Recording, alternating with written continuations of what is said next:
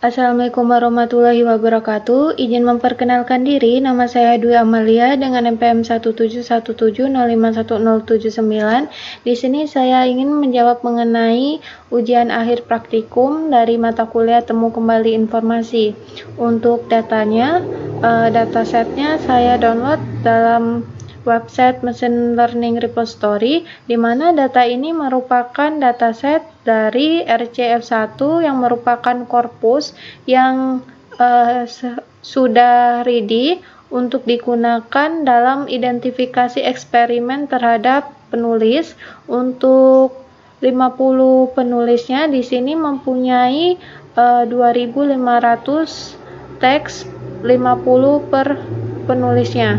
Nah, di sini untuk atributnya terdapat 10.000 dan untuk datanya terdapat 2.500.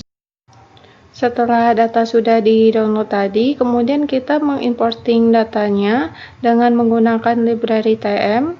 Karena saya sudah menginstal package-nya, jadi saya tinggal memanggil library-nya saja. Kemudian di sini saya menggunakan data train dari penulis David Lauder. Di sini sudah terbaca untuk korpusnya sampai list ke-50. Kemudian kita inspect korpus. Nah, di sini masih terlihat untuk katanya ada huruf, ada angka, masih ada tanda baca, kemudian lowercase. Nah, di sini kita akan mengcleaning katanya dengan menghilangkan lowercase, angka, stop words, dan with space. Kita running. Kemudian saya melihat korpus yang telah di cleaning tadi. Nah, di sini sudah tidak ada angka ataupun tanda baca dan hurufnya sudah kecil semua. Kemudian kita membuat DTM term matrix ke dalam korpusnya. Kemudian membuat frekuensi word dengan lower frekuensi 20. Nah, di sini sudah terlihat untuk lower frekuensinya. Ada di data ke-1 misalnya ada also, analis, auto. Kemudian ada data ke-5, 9, 13, 17, 21, 25 sampai ke 173. Tetapi ini tidak berurutan sesuai dengan lower frekuensinya. Kemudian kita membuat sebuah grafik bar plot dengan trap frekuensi row sum matrix DTM-nya. Nah, di sini sudah terbaca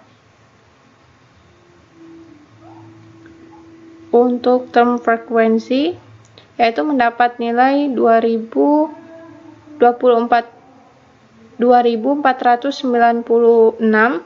Kemudian term frekuensinya kita ke 30. Di sini mendapat term frekuensi 104 dari data misal 60, 31, 43, 98, 89, 75, 40 dan sebagainya. Kemudian kita membuat sebuah bar plot term frekuensi dengan rainbow-nya itu terdapat 20. Nah, di sini terdapat bar plot, kita zoom supaya terlihat lebih jelas. Ini untuk 20 rainbow. Nah, di sini saya ingin mengganti ke 30 nih, misalnya 30. Kita running ulang. Nah, maka terjadi warnanya tadi berubah jadi 20 warna, sekarang menjadi ke 30 warna. Kemudian saya ingin menghilangkan kata yang tak penting nih, misalnya also. Di sini akan saya hilangkan.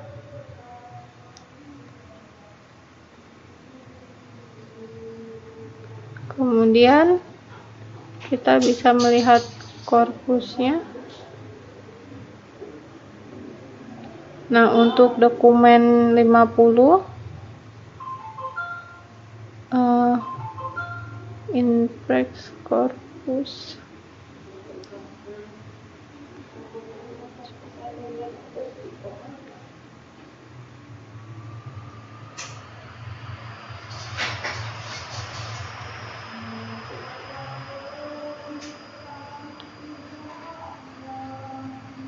Kemudian kita melakukan analisis sentimen dan word cloud. Di sini menggunakan library word cloud.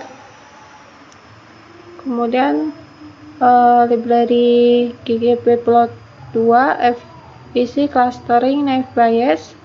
Kita langsung running saja. Nah, di sini membuat term matrix DTM. Nah, di sini sudah terbaca untuk datanya itu ada 124.800 elemen dengan kapasitasnya itu sebesar 1,2 MB. Kemudian kita kalkulate frekuensi word dengan short descending. Nah, kita mengenerate word cloud-nya dengan subset 111, kemudian gray layer. Nah, di sini menggunakan gray layer word cloud. Untuk colornya berwarna gray. Kita zoom supaya datanya terlihat lebih jelas lagi untuk plotnya. Di sini masih berwarna gray. Nah, di sini saya akan membuat frekuensi yang sama akan mempunyai warna yang sama terhadap term frekuensinya. Dengan mengganti warna colornya ini ke rainbow.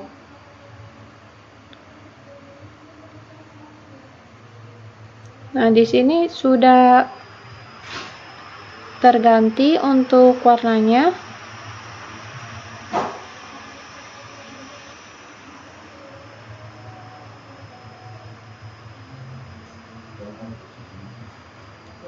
Nah, di mana jika termnya ini mempunyai warna yang sama, maka dapat diartikan bahwa term tersebut juga memiliki frekuensi yang sama.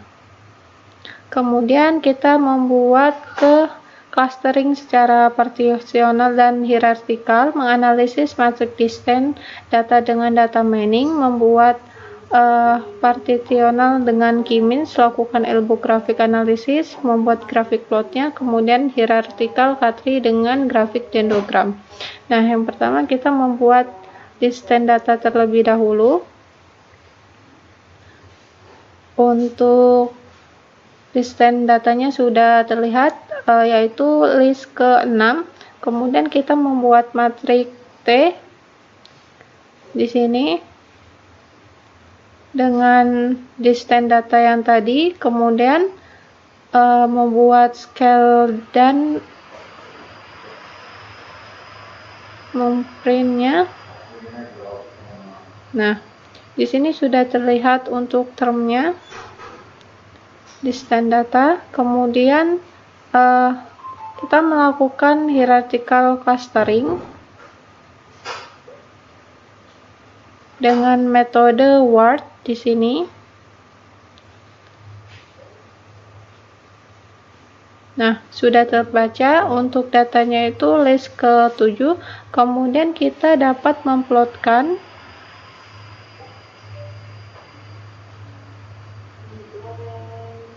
nah, ini datanya. Wow, jelek sekali. Ini untuk data clustering dendrogramnya.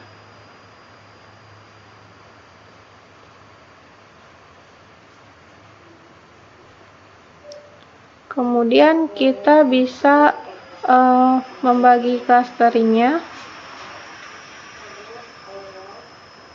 ke dalam 8 kategorial.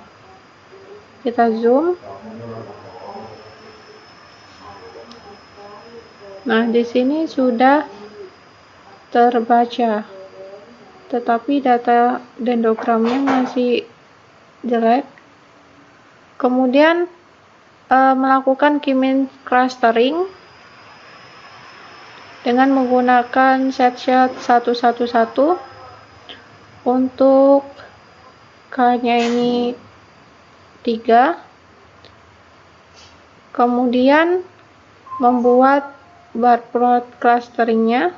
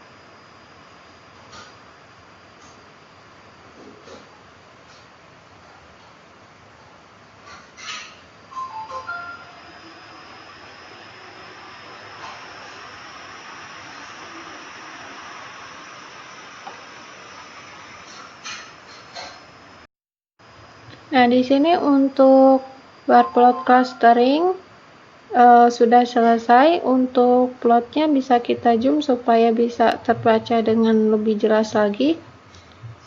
Nah, tetapi di sini tidak bisa di zoom. Kita coba melihat dengan begini saja. Nah, di sini datanya ini masih terlihat di 3 dan 2.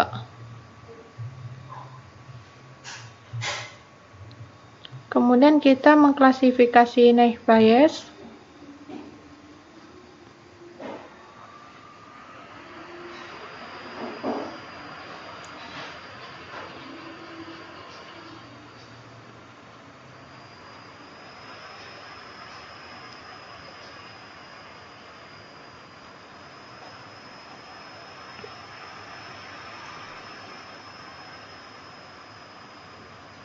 Cukup sekian penjelasan dari saya akhiri. Wassalamualaikum warahmatullahi wabarakatuh. Atas perhatiannya saya ucapkan terima kasih.